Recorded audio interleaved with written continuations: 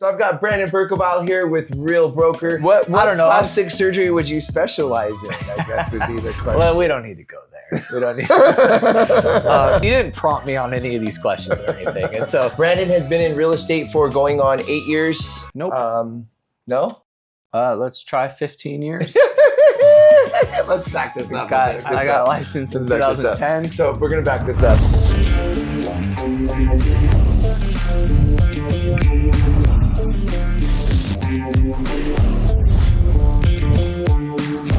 One of my best partners in the business, and I'm thankful to have you here today. You are the leader of a team here. What's the team name? Joe Taylor Group with Joe Taylor Real Group. Broker. Awesome. And I know that name. I just wanted to ask them. I've had the opportunity to be one of the preferred lenders there for going on almost a year. It's been really awesome. Thank you for bringing me onto that opportunity. Of course. And so I wanted to kind of pass this back and spend a few minutes with you today to just dive into what's going on in the real estate market, what's going on with Real Broker, growth, and kind of what you see the vision of 2025 real estate looking like.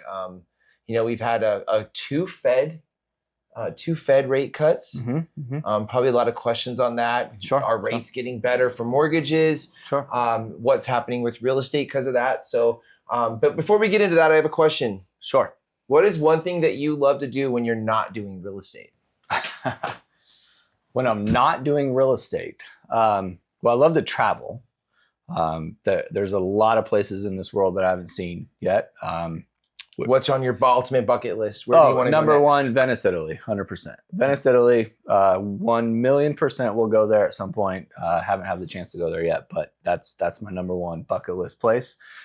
Are you gonna get serenaded with like the singer and the in the boat? Is that gonna be like one of your things you do there? You know what? It's the city that's underwater, right? Yeah. So like how often do you get to visit a city that's completely underwater? Super cool, right? I guess you can go to the Venetian. The streets are water, like the actual streets are the water. Streets It's are like water. There's water. There's a little bit of land, but mainly it's water layouts. Yeah. Ever since I was a kid, it's always just been a place. Might have been the Italian Job when I watched that movie for the first time. Like literally, they go get in the car and take the kids to school or go grocery shopping. They hop in their boat and get to where they need to go. I don't know, was fascinated by that. So definitely want to visit Venice, Italy. And isn't it like 2,000 or 3,000 a square foot price per square foot for Venice, Italy real estate? I heard something like this a while ago. You know what? I've be completely honest, I've never looked into. We're gonna tap Venice, into this. Italy. Google. Let's look into that. Square footage. Cool, because I never really contemplated buying in Venice. Maybe going there for a week or so, but I never really dove into the real estate market there. But I wouldn't be surprised, man. What a beautiful place to live. So the median price for square footage of homes in Venice in 2024 October was $1,105 a square foot. Holy cow. That's summit prices. So it's pretty interesting. I like that. Yeah. But we're right about $295 a square foot On average in Las Vegas, Nevada. No, probably less than that. I think we're probably I mean $275 because you got to take into consideration some of those ultra high price per square foot areas. Like I mentioned, the Summit, the Ridges, you got Anthem, McDonald Highlands, some of those really, really ultra, luxury areas have major high price per square foot, and then mix in with the lower. So I'd say 250 is probably pretty average depending on the market. So we're about a third of the way to Venice, Italy. I think we're still a better buy in Las Vegas, Nevada. I'd agree. So that's your ultimate bucket list. So where is somewhere that the most recently your favorite place that you've traveled? So that's easy. My favorite place that I traveled, and actually I didn't go there recently. 2 weeks ago, I was in Cabo. Love Mexico. Love all different parts of Mexico. Favorite place ever, though, that I've traveled, without a doubt, Costa Rica. Costa Rica is incredible. I'm not sure if you've ever been. Have you ever been? No, I haven't. It's Pura Vida. I mean, the people are just incredible, super nice, very friendly. No matter where you go, it's a screensaver everywhere you look. Love Costa Rica. Had had the pleasure of going there actually not too long ago. I went to a place called Tamarindo in Costa Rica. But without a doubt, that's when you travel and you go to a place, you could visit a place and be like, okay, great. I saw it, and that was cool. What's next on the list? Costa Rica is a place that you can go to over and over and over and have the best time, like every time you go there. So I need to put that on my bucket list. Costa Rica is incredible. Okay. Without a doubt, my favorite place I've ever been to. Did they have mosquitoes? Hawaii is always really nice too. What's that? Did they have mosquitoes in Costa Rica? I don't know. I went to Cancun. When I was there, I didn't notice them, and at least not enough for me to sit back and say, yeah, a lot of mosquitoes there. But man, I went to Cancun. No, I came back with like 80 bites, so I'm always like, I don't know, is there a lot of mosquitoes? That's what I think about in Mexico. So I'll tell you. So my younger brother, he went to college in South Carolina, so we actually went there for his graduation not long ago. Stayed in a place called Kiawah Island. Beautiful, beautiful place. That is a mosquito issue. Like they have like candles that they sell that you light. Like you can't even go on a back patio. It's like all fully netted. Major bug problem there. And this is called Kiawah Island? Kiawah Island, yeah. Is that in Mexico? No, it's in South Carolina. South Carolina. Yeah, South Carolina. Yeah. Huge bug problem. So that will not be on my bucket list for the record. I won't be going to Kiawah Island. That's awesome. So, I'm kind of curious, what inspired you to jump into real estate, Brandon?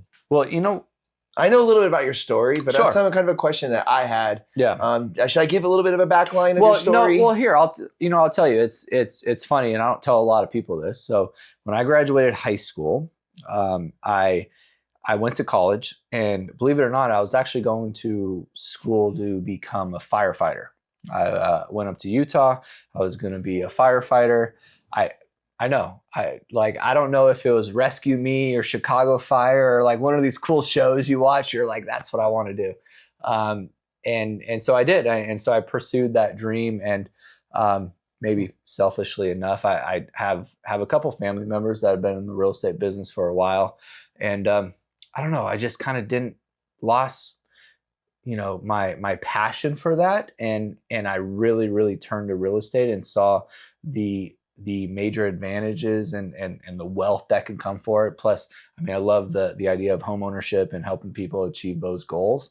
After 3 years of being there and getting pretty close to becoming graduating and becoming a firefighter, I decided to completely change it up. I moved back home to Las Vegas. Went to real estate school, and that was about 15, 16 years ago, and here I am.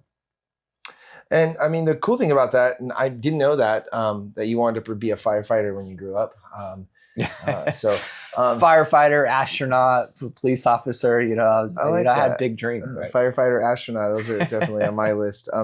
But I would assume you came from a legacy of some great real estate agents. Your family's been involved in property flipping, so you kind of have seen this your whole life growing up. So I assumed that you just got your real estate license, but really you got your license and kind of made your own path from your family, and that was really kind of interesting to me, being that you had a mother that knew how to flip properties, a stepfather that knew how to flip properties.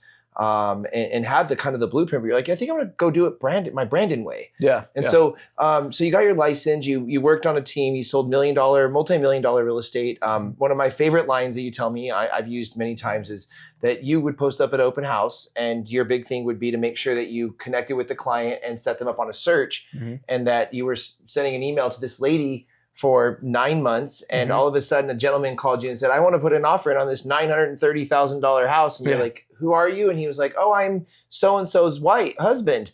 And you were like, oh, what? I didn't even know she had a husband. So, but you were able to have that tenacity to close, and the fortunes in the follow-up, I think. And so, and so from there, I know that you kind of took an opportunity in the last few years. Tell me a little bit about that. What is your exact title at Joe Taylor Group? Sure.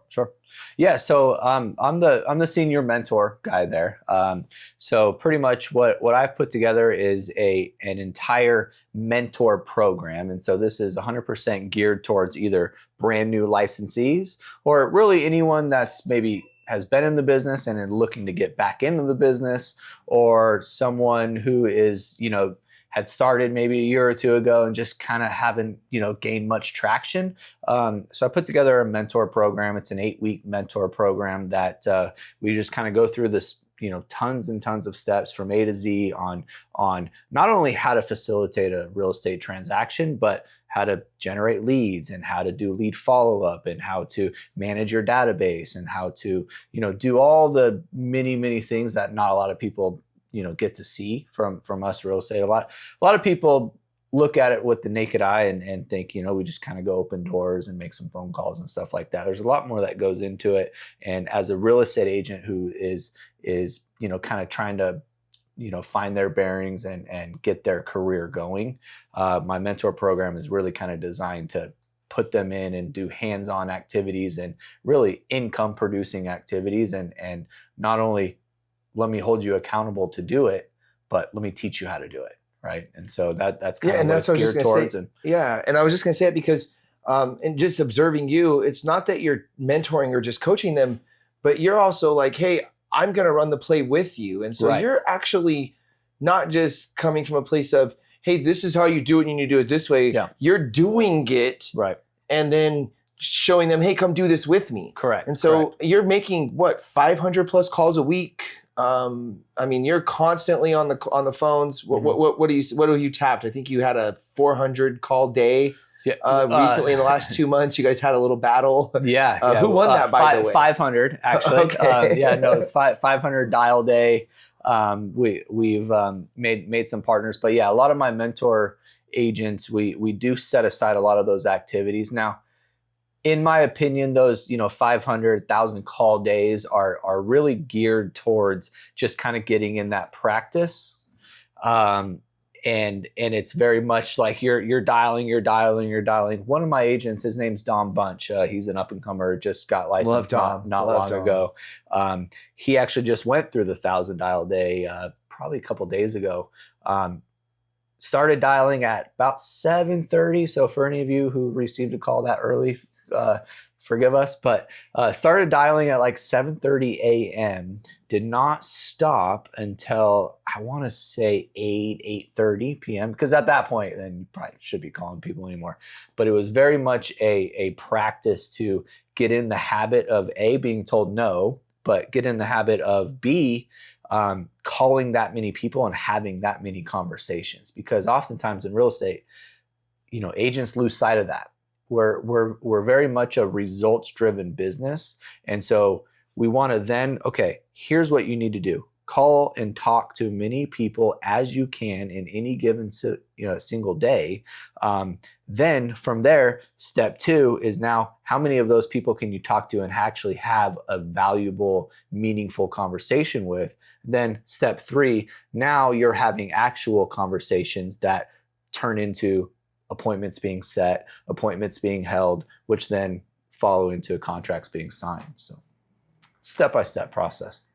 And you just keep rinse and repeat this. 100%. Yeah. And so what I heard is that as a real estate agent, you guys make 100 to 500 calls a day. These are 500 people that you're calling in one day? Well, we're fortunate enough that my partners, Joe Herrera and Taylor Prince, and they've been in the business here for 25 plus years. And so we have quite a big database of past clients and leads that we generated, which we won't get into lead generation right now, but over 100,000 people that we could call on any given day, that are either past clients or someone that inquired about a featured property or reached out via through our social media channels, etc.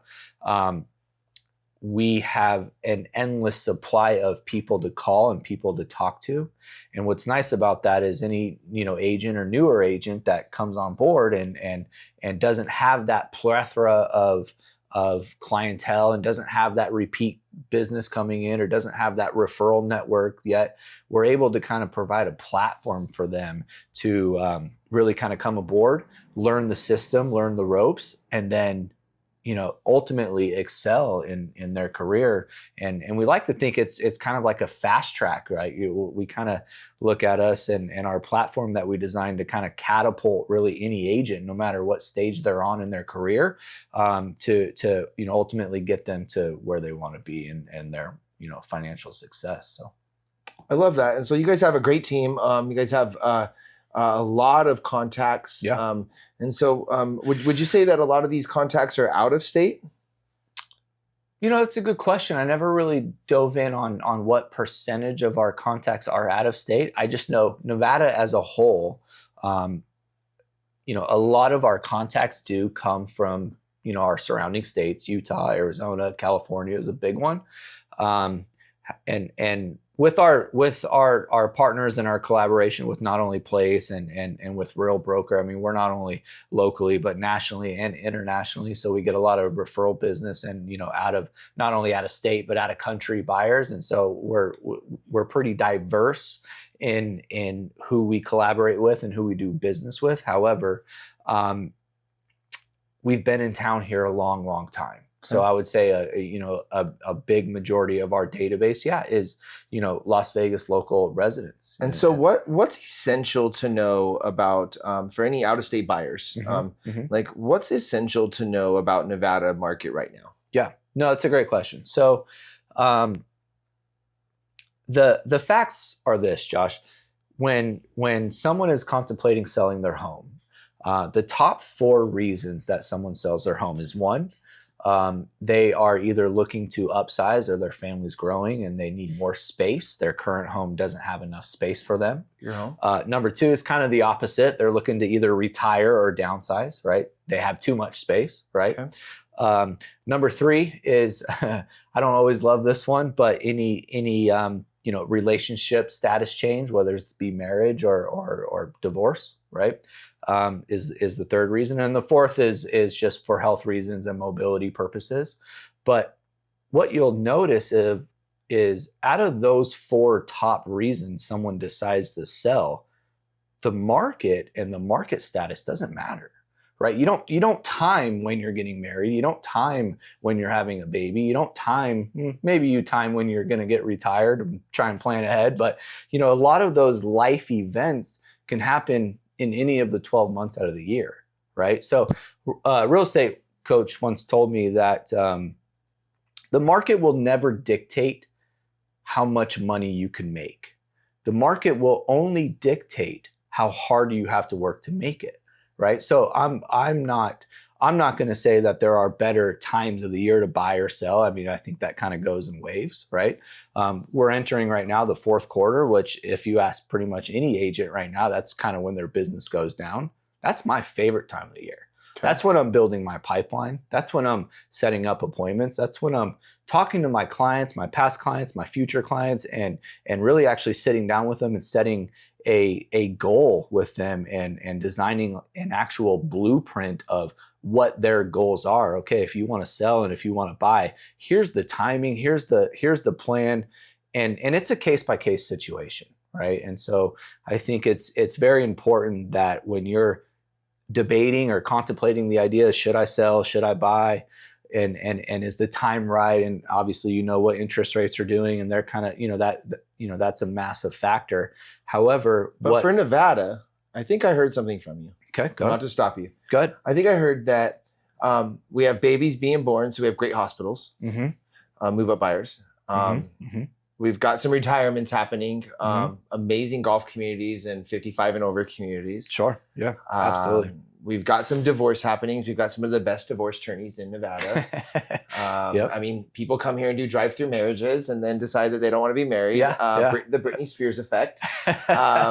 And so really, you're saying like, hey, we have a stable, healthy, great market, and this is a great place to have life experiences in. Sure. And so, no matter what's going on in the economy and other places, not only do we have some of the best teams in America, some of the best restaurants in America, but we have a stable, normal life environment here. There's people being born, people dying, people getting divorced, people getting married. Yes. A lot of good things are happening in Nevada.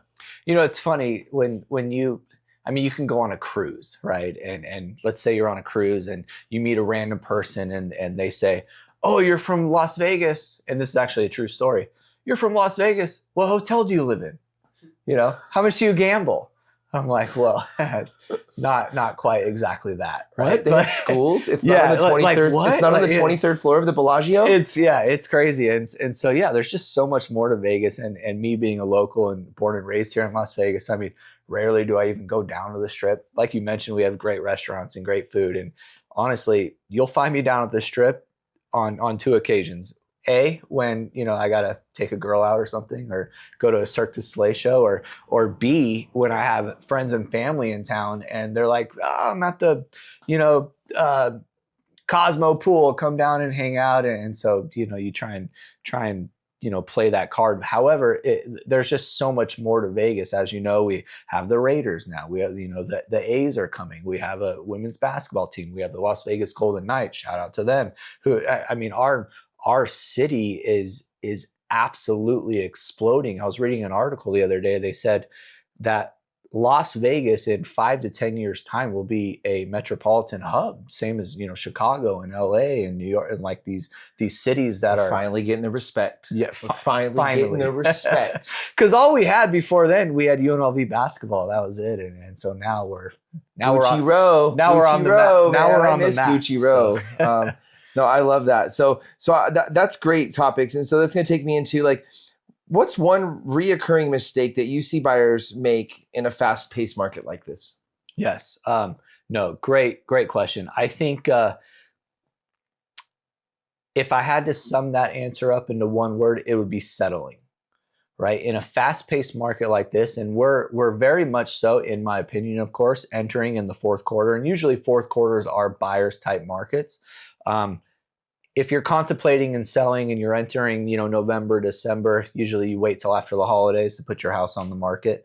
Though, you know, so therefore I think that November, December, if you are contemplating buying, that is a good time because you'll start to see inventory kind of go up and the buyer pool to shrink, right? And when the buyer pool shrinks, that just means less competition, right? So maybe that house that you were looking at, that's the 4-bedroom, 3-bath in Anthem Country Club, was listed at, you know, X amount, could be 5-10% lower, or you could get it if you have a good agent, 5 to 10% lower in those November, December months. You know, I love the idea of, you know, talking to a real estate professional and actually getting these inside you know, aspects of the market to, you know, with someone that actually wakes up every day and follows and reads market trends and studies that on a day-to-day basis, rather than what you might see in the news 3 or 4 months ago. So for buyers right now that are looking to buy in the market, sure, you think that they need to do the love it or like it test. Sure. Yeah, and that's based off of like negotiations, like you're at 550,000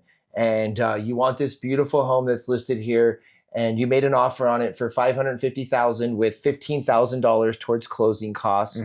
You know, and you might be able to do a little bit better than that, but and the seller comes back and says, I'll sell you the house at the 550 with no closing costs. And so really that's when you have to say, you know, look at yourself, look in the mirror, or look at your buying partner and say, do we love it or do we like it? And if you love it, maybe you move forward and you buy that house without the closing costs. But if you like it, don't settle. Is what you're saying. Like really, Correct. Like move on and go find somebody that wants to work with you that might give you the closing costs, or, you know, that you do find that. But if you're getting a good deal and you're getting the closing costs, you know, that might help you love it a little bit more, but make that deal worth it. And so really the big moral of the story to that is like the like it or love it test based off of the negotiation response. And if you love it, move forward. If you like it, maybe keep shopping. Absolutely. You know, and you hit the nail on the head. But to be honest with you, Josh, it's very much a case by case situation. And I think that's what I've always that too. Yep. That's what I've always done really well. Now, so many people will come at, you know, will walk up to me, whether I run into them randomly or they'll DM me or text me or call me and, hey, you know, is it a good time to buy? And my first question is, actually, not my first question. I have several questions because I want to understand what their position is, right? What's their motivation? What is their situation, you know, exactly? Because their situation the right answer might be, wait, hey, you should maybe pump the brakes and let's follow the market for the next 2 or 3 months. And a different client, it'd be like, now's the time, right? Based off their certain case.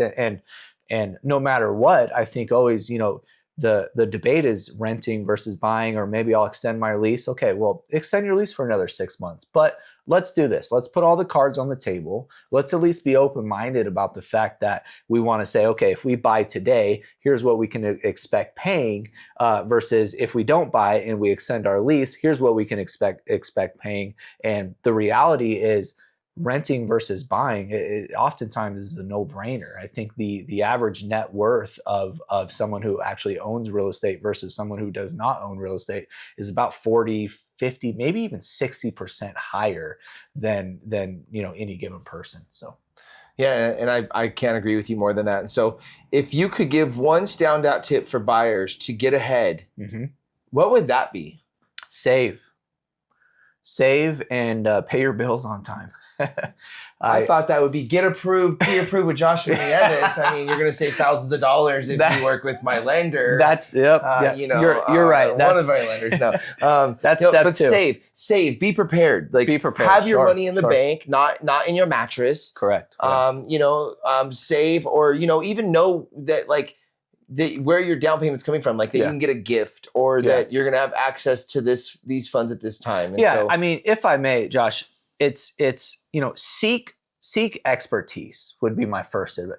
Other than save, seek expertise, someone that actually knows this business and knows what they're doing, because you may not, right? And so I think that no matter if you're even contemplating the idea of buying, let's see where you're at, because and let's talk with a professional in that matter to actually go through and put you on that right path, right? So I say, save your money. It's oftentimes people will come to us and, I want to buy. And then I'll patch them through to you. And they're like, they're, easily 6-9 months out based off, whatever factor, right? So I think if your goal is to buy a house before the end of the year, or in 2025, I'm going to buy my first property, or I'm going to buy my third investment property, whatever the case may be, it's never a bad idea to pick up the phone and call someone like myself or like you and say, hey, this is my goal. This is my plan. This is what I'm looking to do. Am I ready now? Should I wait? If I'm not ready, what can I do to get me to that point? Right. So seeking expertise, I think, is something that's super, super important. Matter of fact, there's a lot of buyers out there that are renting right now that would be saving an enormous amount of money, because they're just uneducated in the fact that they don't even think that they could buy. They're thinking, I got to come up with 20% down. Man, I need $65,000. I don't have that.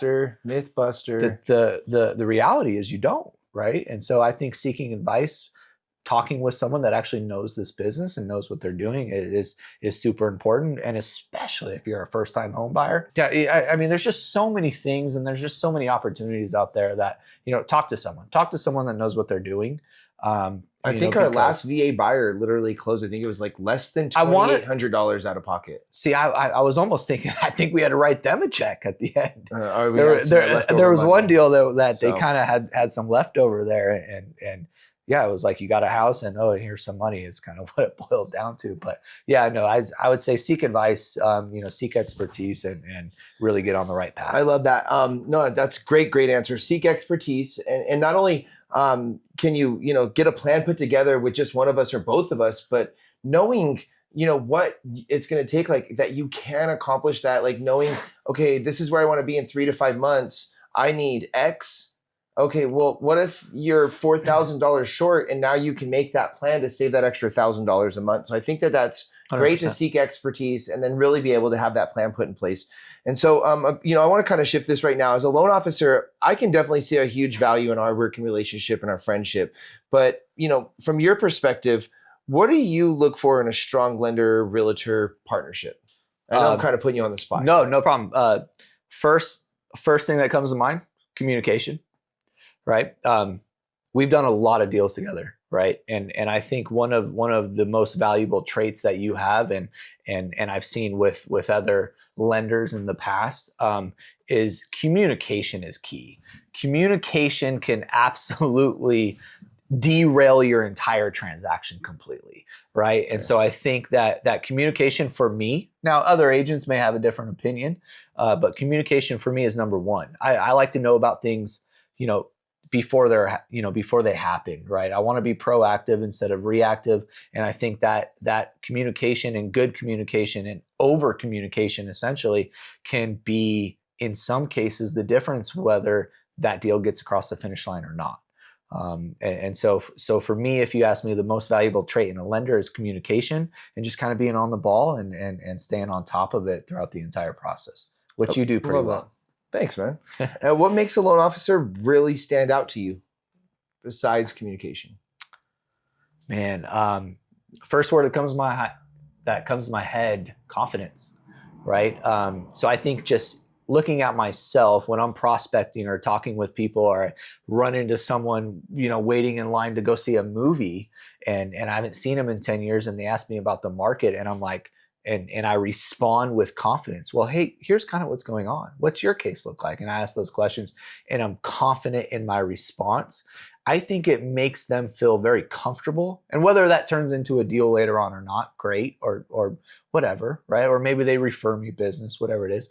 But I'm very confident in my response and my advice that I give to people. But that's because I wake up every single day and I study the market and I practice this field every single day. And so transition that into a lender. I want my clients to be able to talk to a lender and have them be able to talk to them back with confidence, and they're confident in their situation and the advice that they're giving them. Because after all, think about it, Josh. I think a lot of real estate agents make this mistake that our profession is very much the most important decision oftentimes, and not even the most important decision, but the most expensive decision that our clients make in their entire life. Right. We have a very, very important job, and there's a lot of agents out there that just think it's just numbers and it's just about commission. At the end of the day, this is someone's life savings. This is someone's future, and so being not only having confidence but being confident in your conversations with your client, I think is a huge thing. Awesome. Confidence superpower.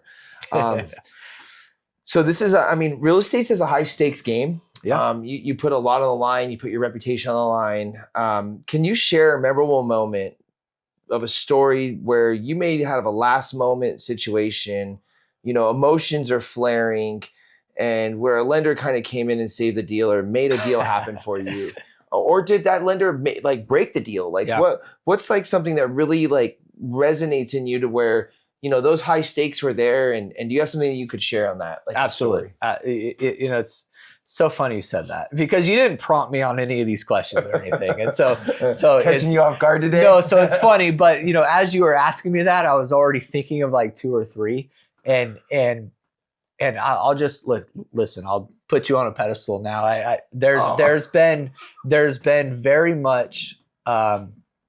There's been I'm thinking of 3, 4, 5 just in the last couple of years of new build transactions that usually you have to use their Lennar lending or Pulte their lenders, and I'm thinking, like I said, of 3 or 4 deals that I've actually had to move over to you that you were able to close. And so going back to your question, yeah, there's several of those stories. I think every real estate agent or every real estate professional is going to have relationships with multiple lenders, multiple title companies, multiple home inspectors, etc. Right? But every real estate agent, in my opinion, needs a lender like yourself that is able to think outside the box. Right? So I know when I'm prospecting and I'm talking with someone and they're telling me this or that, and I know this might be a little bit complicated, or we got to kind of finagle some things or work this deal that maybe another lender probably would not. I know that with you, and if I put someone on the phone with you, if there's a will, if there's a way, that you're going to be able to figure it out and make it happen, right? And so that I've always appreciated that with our relationship, because it Now, what's great is those layup deals, the people that come with all their docs and they're ready and there's no issues. But the truth is there are a lot of people that aren't as organized or aren't as prepared or ready to buy. And we have to kind of coach them through it and advise them through it. And loans can be difficult. I mean, that's not my lane, that's your lane, but I do know loans can be difficult. And so you have to have a lender that's going to be able to work with someone and not just take the easy ones, but actually work with someone, even if that means closing them in 30 days or 14 days or 65 days, whatever it is. If there's a way to figure it out, if there's a way to achieve their goal of home ownership, because that's really what they're desiring, you're very much a lender that's going to figure that out. So I've always appreciated that. I love that. And I mean, in this high stakes moment, I'm really thankful. I think it's a deal that I got to save from the builder. It kind of got me an in with Joe and Taylor. Thank you for them. And thank you for bringing me on board as one of the preferred lenders there. But it was really kind of that performance that you were able to kind of be like, hey, we got to give this guy a shot. And I think I was like knocking on your door for like 2 years, like, dude, get me in here, right? And I was like, because, you'd gone. So I'm going to switch it up. We're going to wrap this up here pretty quick. Thanks for being on here today. It's so fun to hang out with you. Thank you for being a friend, a great partner in my business. And we're going to kind of finish this up a little bit fun. These are going to be some quick fire questions. I hope you're ready. Okay, let's go. And so I'm looking for some snappy answers, all right? Okay, do my best. Wildest thing that you've seen in a house showing? Well, okay. If it's a vacant house and there's a deep sea freezer in the garage, I don't ever open it. Scariest thing of my life. But what was the question? The wildest thing that I've ever seen? What is the wildest thing you've ever seen in a house showing? So I had a listing in Anthem Country Club, and I had never seen a bat before. And this is actually way, way early on in my career. And so I went to show this property, and it was a ultra luxury home, beautiful home. It was on a street called Laremont, but I think it was like $3 or $4 million. And behind the fireplace, or kind of sitting up on the fireplace mantle, was this creature about this big or so. And I had no idea what it was. And it had these weird things coming out of it. And I was terrified. I didn't know what to do. It was a vacant home. The sellers had already moved out. Turns out I went a little bit closer to it and it kind of scurried off, and it was a bat. And I had to actually have animal control come to the house and remove this bat. And there's pictures of me, like the animal control, like after they captured it, holding it up, and it's a full-on bat. And so that was always the Batman house. And they kind of, the joke around the office is they called me Batman for, a couple of weeks. It didn't stick. I love that. Okay, you're the Batman realtor. Yeah, evidently. So this one we know what you wanted to be before you became a realtor. Okay. So that can't be the answer on this one. Okay. If you could no longer be a realtor anymore, yeah, what career would you pursue today? Plastic surgeon. Yeah, 100%. Okay. Easy. Or a lawyer. What I don't know. Plastic surgery would you specialize in? I guess would be the question. Well, we don't need to go there. We don't need option B, though, I'd be a lawyer. My parents always said I'm pretty sociable and I could talk my way out of anything. I probably would have made a pretty good trial lawyer. Okay. What is the best gift that you've given or received? So funny. Best closing gift. Ooh, closing gift. Closing gift. Best closing. So I like to give, so I think orchids are very lucky. If you're a flower person, I think orchids are now some people may correct me if I'm wrong, but I always think it's that an orchid symbolizes, being lucky and good luck type of thing. So there was a point in time where I would always gift an orchid every time I closed on a house. Best closing gift though. Oh man, but now, so I can't say this because now if I go do a deal with anyone and I don't buy someone this, then they're going to think I'm a bad person. But no, kind of worked it in the deal. I had a close friend of mine we did a deal with, and he really liked this house, ended up purchasing it. And one of the reasons he bought it is because it had this extra room that he said would be perfect for a shuffleboard table. And it was kind of like right off the pool out in the backyard. So he kind of turned it into like a little workout game room area. So we were able to kind of work it out to where I was able to get him a shuffleboard table.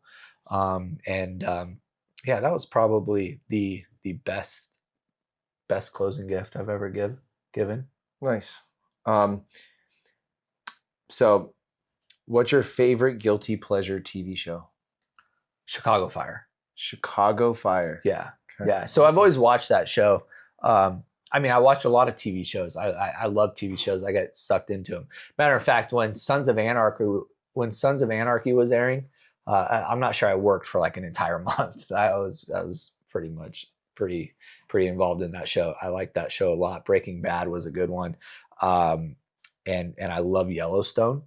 However, Chicago Fire is a show that I've watched religiously for probably the last, I don't even know how long it's been airing, 10 years at least. I've never missed an episode. Brandon is a soap opera watcher, guys. He has a soap opera. And Days of Our Lives, of course. Days of Our Lives. You're hilarious. That's still on? I don't know. I just found that out. I think it is, man. I remember my mom used to tape those, the VHS recorder, and literally she'd retape over, you couldn't retape it. All right, so this is going to be my last question for you. Okay, fire away. This one might be vague because I know you've had a life full of life here in Las Vegas, Nevada, but what is the wildest thing that has ever happened to you on a Las Vegas night out? Wow.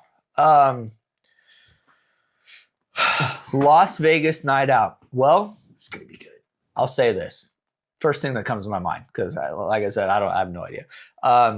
So back in about 2008, 2009, when the market was just crazy, we actually tried to take advantage of it and started a preservation company. Now, what I mean by preservation company is we had a lot of contracts with the banks, and what we would do is we would go in and take the property back, get it back in the bank's possession. And that involved cleaning out the pools, doing the trash outs, changing the locks, things like that. The REO foreclosure days for consumers, and they were the ones that were helping the banks resell them before, kind of keep them taken care of and good. So to keep this work related, one of the craziest nights I ever had, and spoiler alert, it ended up with about 7 or 8 police guns drawn on me. I think you might see where this is going. It was a Friday night. At the time, I wanted to take my girlfriend out. So I had picked her up, but I had one more job to do. I had to go do a rekey on one of these REO homes. And I had just one more. And if I didn't finish that day, then that means I had to drive all the way back across town and do it. And it was my last one. So I would ruin my whole Saturday. It was getting dark, and it was at the end of the day. And I'm like, I'm just going to go knock it out. Hopefully I'll get lucky. I'll be able to just open the door, change the lock. I'll be out of there, right? I picked my girlfriend up on the way because we were going to go to dinner afterwards. Picked her up, pulled up to the house. Of course, it was locked. All the windows were locked. Everything was locked. So I had to drill out the lock. Sun's going down. Next thing I know, I'm like, I'm just going to knock it out. Pull out my drill. Tell her to stay in the car. I start drilling out the lock. Within probably 6 or 7 minutes of drilling this lock out, it was a Schlage, by the way. If you know locks, they're not super easy to get into. So I'm drilling this out. I'm trying to get in. Sure enough, whoop, whoop, guns blazing, sirens, everything. Get on the floor, drop the, and guns. As many as I've ever seen, probably about 6 or 7 police cars surround the house, surround my truck, and get out. And they're like, get on the floor, drop the drill. They, of course, thought I was breaking into the house, right? Neighbors had saw me drilling out this lock. And so, that was a crazy, scary moment. And it's safe to say we didn't go straight to dinner after that. I had to go change.